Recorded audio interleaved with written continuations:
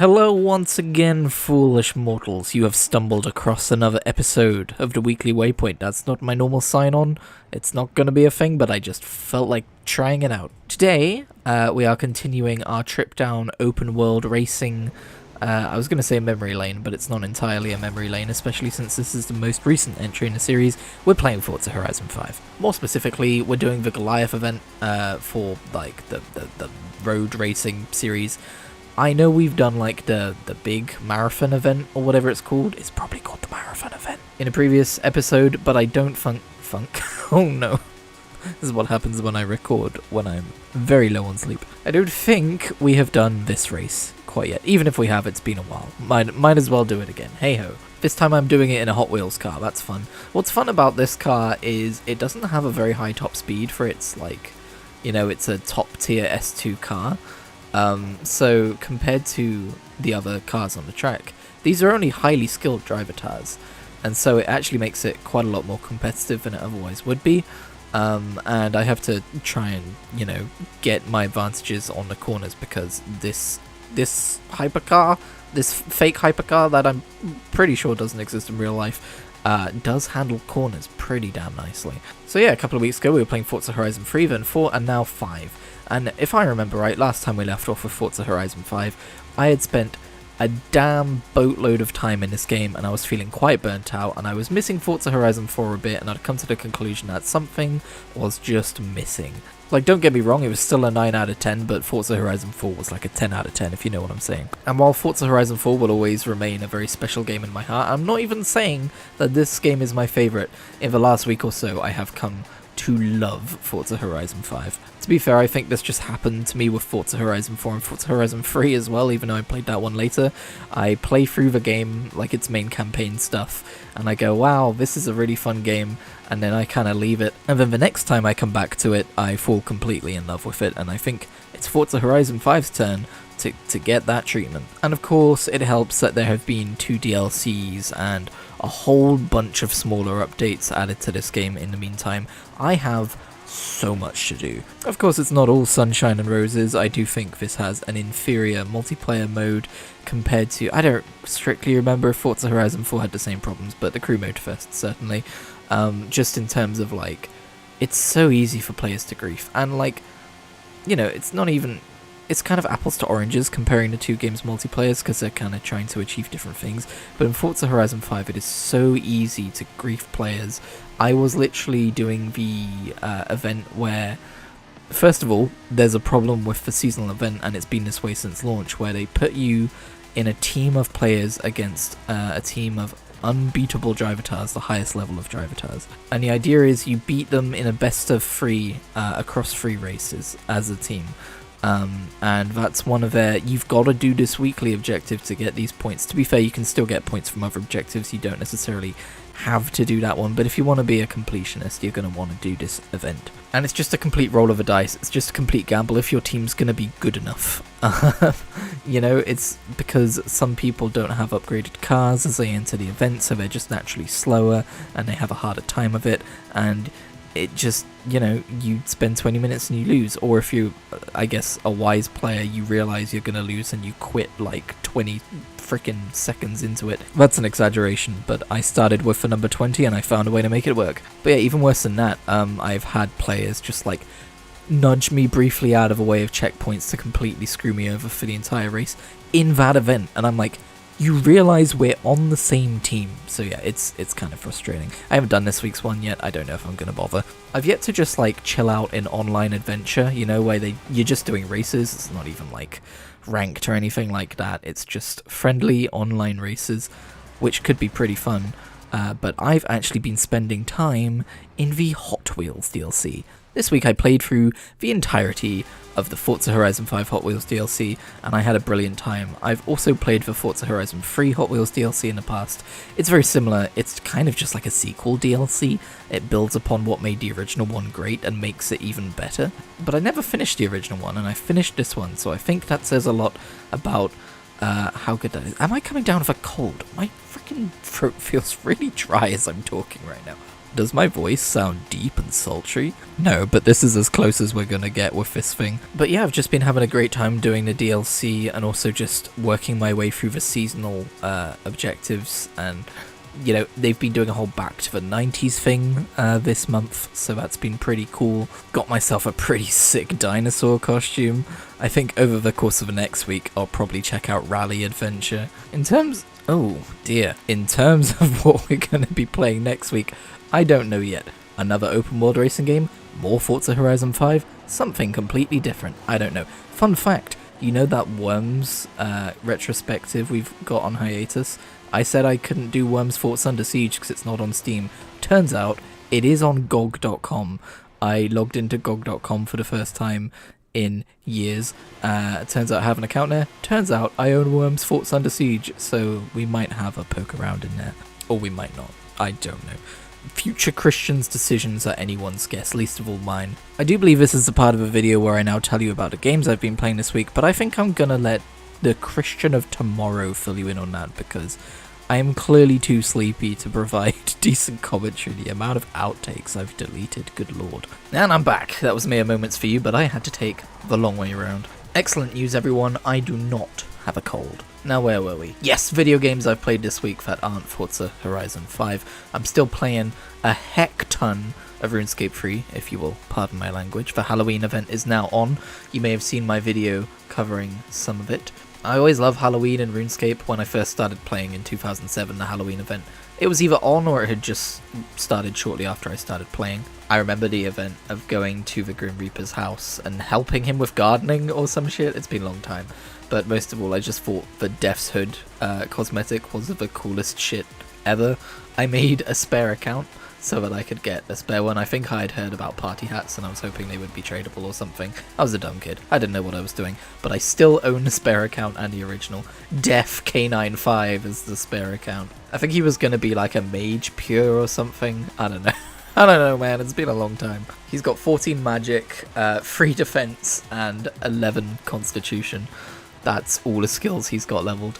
I know this because I keep a meticulously updated spreadsheet of all of my account's levels and other goals. God, I think I discovered spreadsheeting this year and it's changed everything for me. Anyway, I also picked up Diablo 4 Vessel of Hatred. I did not pick it up on launch, I picked it up a few days afterwards, and I've really enjoyed what I've played of it, but I haven't finished it yet. What I can tell you immediately though, that isn't spoilers anyway, is I did not expect to care about the Spiritborn. I nearly said the Mistborn, get out of my head, Sanderson. But I thought I've got to give it a go, right? Like, you know, I've just got the expansion with a new class. I should probably give a new class a go. And yeah, he's really cool. Or she, depending on which gender you choose. I went male this time. I'll probably make a female Spiritborn sometime in the future.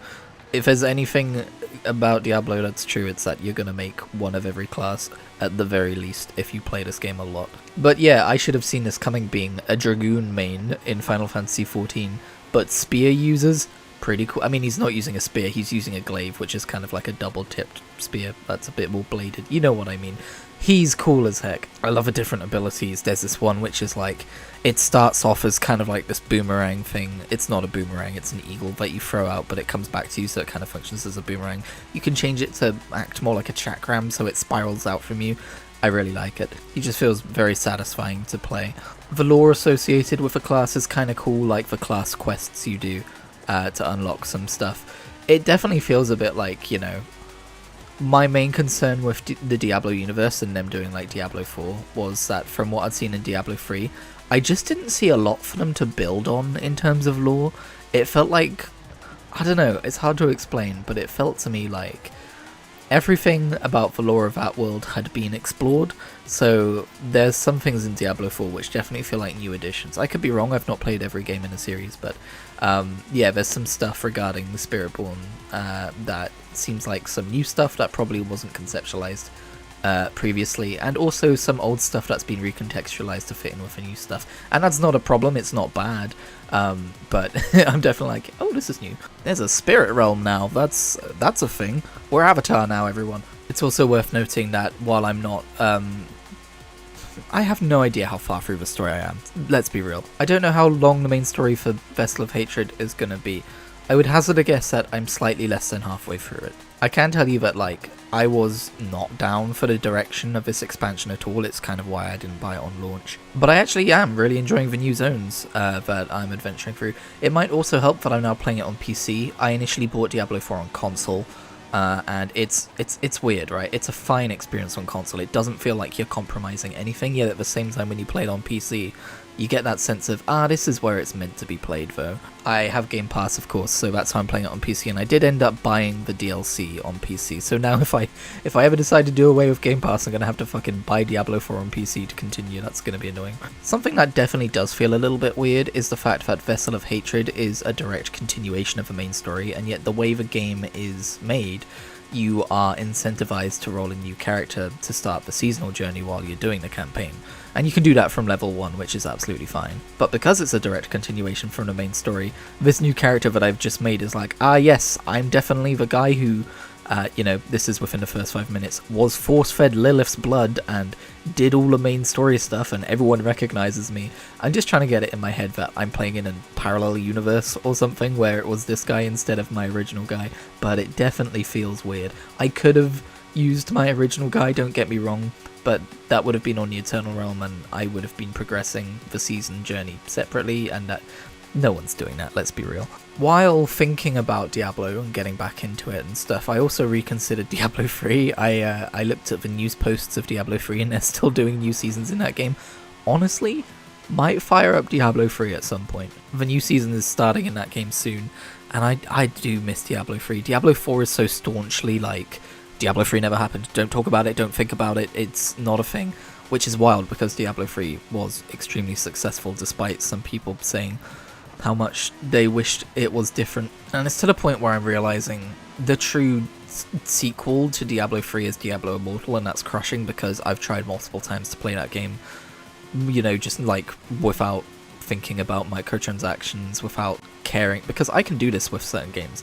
Like gacha games and stuff, I can play those games without caring that I'm going to be at the top of some leaderboard because I spent thousands of pounds, As long as I can play through the content and the endgame up to a point and have fun, usually I'm okay with it. But Diablo Immortal makes it so hard to ignore, like the way they just push monetizations at you. I might try it again sometime soon because I really just want a sequel to Diablo 3, and Diablo 4 is a sequel to Diablo 2.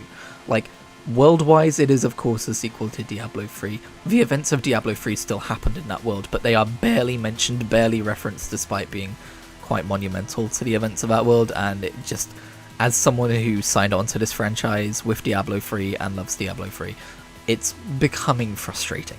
I know they have plans for like yearly expansions or something, or was that Starfield? I get the plans of those two games mixed up, but I know they have plans to continue supporting Diablo 4 into the future, and we're sure to get more expansions.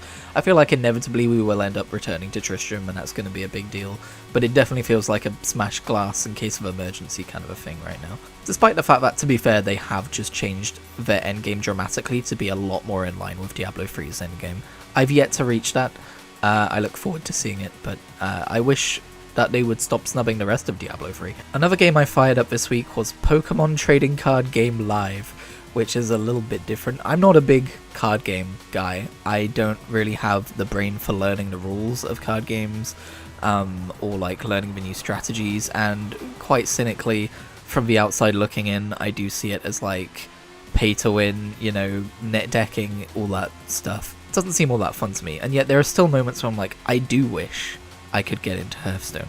I do wish I could get into this and that. And the closest I've ever gotten to getting into a card game was playing Pokemon the Trading Card Game Online, which I have just recently learned is different to Pokemon the Trading Card Game Live. It is a different service, which was discontinued, I want to say about a year ago, to be replaced with Pokemon Trading Card Game Live, which it's not a huge deal because as far as I can see, all your cards got transferred over to Live. And the interesting thing about Live is that it doesn't seem to have any microtransactions. It has 3 different currencies. It looks like a game in which you can buy microtransactions. For instance, there is a gems currency that you can use to buy a premium battle pass, but you just earn gems through playing, and from what I can tell, you can't buy them. I'm guessing maybe their monetization strategy is that when you buy a real life pack of trading cards, you do get a promotional code to also get that booster pack in the game. Not the exact same cards, but the exact same booster pack with the, promise of those potential cards. But yeah, I connected my account up. I relearned how to play Pokemon trading card game through the tutorials because I never played all that much of online. And to be perfectly honest, I don't foresee myself playing a ton of live. I just can't wait for Pokemon trading card game Pocket. I'm more about collecting cards. And as a poor, I don't get to buy lots of Pokemon trading cards. Or I could, but I would have a lot less money for other things which I value a little bit more in my life. And so I'm getting so excited for that gosh dang app to come out that I decided to test this out. And yeah, if you like Pokemon trading card game, I never see anyone talking about this game. I'm pretty sure it's like an emulated mobile app on PC, but still, it controls nicely. The card art is pretty. It's a little bit animated in some of like the foils and stuff, which is kind of the precursor to what we're going to be getting in Pocket. But yeah, it's pretty cool. I don't know if you're going to be able to link up your account in Pocket and have those cards there as well, or if that's just going to be a completely different thing. I know Pocket will have microtransactions for opening card packs and stuff, but or at least I think it will. I'm like 90% sure that's the case, but yeah. And lastly, on the topic of games that I played this week, I also played more the Crew Mode Fest. There's nothing really new to say there. We are getting a brand new like free content expansion, I guess, in terms of another Hawaii island, which is a nice surprise to see on like the news screen. So I'm looking forward to that dropping. But yeah, just know that for all my praise of Forza Horizon 5, I am still also playing Crew Mode Fest. Now, how's my reading going? What am I reading? Any updates there? So last week, if you didn't watch, the free books I'm currently making my way through are Elantris via Audible, The Mad Ship via paperback, and The Complete Robot via Kindle. I've made the most amount of progress this week has been in The Mad Ship. I've made a significant chunk of progress. I know I said last week don't be surprised if I finish that book this time next week. That was a little ambitious. I was a little more than halfway through that big chunky 800-page book. Might be 900 pages, I'm not sure. But it's just answered questions I've had since reading the first book in the series. This is the second. And I am extremely interested in this world's lore and where things are going to be going from here. My sister has read the series, so I've been sending her little voice note reactions. She's enjoying them greatly, and yeah, I'm having such a good time. My reading wanderlust is still gnawing at me, probably because I've been watching so much BookTube. Last week I was like, damn, I really need to get back to the Stormlight Archive. This week I'm like, damn, I really need to check out the First Law and Malazan. Those are the two book series that I'm eyeing up right now. So, of course, my actual plans for the future might change as they gnaw at me. There's also the Drizzt de Erden books from R.A. Salvatore in the D&D universe. I shouldn't say the D&D universe. In the Forgotten Realms universe within the D&D game. Actually, shit, in terms of experiencing stories, that's probably worth mentioning too. This week I started listening to Tales from the Stinky Dragon, which is a D&D podcast run by ex-Rooster Teeth people. I did give it a go with their first campaign back when they were at Rooster Teeth, but it was a little too, I don't know, whimsical for me. Is that the right way of saying that? And I know D&D is kind of inherently whimsical, but I didn't really... Maybe too juvenile? That's too negative of a connotation of a word to use, but... the whole thing with the Infinites was just like, I like it to be a little bit more, young adult, I don't know. I lost track of my sentence here. I was actually trying to say I would like it to be less young adult, but I miss those folk and they don't make any other content anymore, that I partake in, so I was like, I'm gonna give their new campaign a go because they've just started up their third campaign, and I was a little bit worried that it would, have too many references to previous campaigns or in-jokes, etc. While they do sometimes reference like their previous characters that they've played, it's the perfect jumping on point for new people. And I've only listened to episode 1. Episode 2 is out, but they update every 2 weeks with like an hour-long episode if you take out the ads, which you can just easily skip through because it is a podcast. And yeah, I really liked what I heard so far. The only other D&D podcast I've ever listened to is There Will Be Dungeons. I listened to, I want to say, like the first 15 or 16 episodes of that. But one of the things that I like about Tales from the Stinky Dragon, at least this campaign, is I'm getting on at the ground floor, and so it's not like I have a backlog of episodes to listen through, so it's not going to take up my audiobook listening time. It's just going to be like an hour every 2 weeks to keep up with them. and that's really important to me right now with all of the reading I'm doing. But I did want to include that here in the video because, you know, it's a story that I'm listening to. It's not a book, but it's a fun adventure, and I recommend it to anyone looking for a fun adventure with some funny people. It's a little bit similar to how I'm hoping to catch up to the Wheel of Time graphic novels, so I can just, you know, every month spend £2 on the next issue and have Wheel of Time in my life without it being something that I'm spending weeks catching up on, you know. Anyway, that's going to do it for me this week. Thank you so much for tuning in. I hope you have an excellent week, and I will catch you in whatever I make next.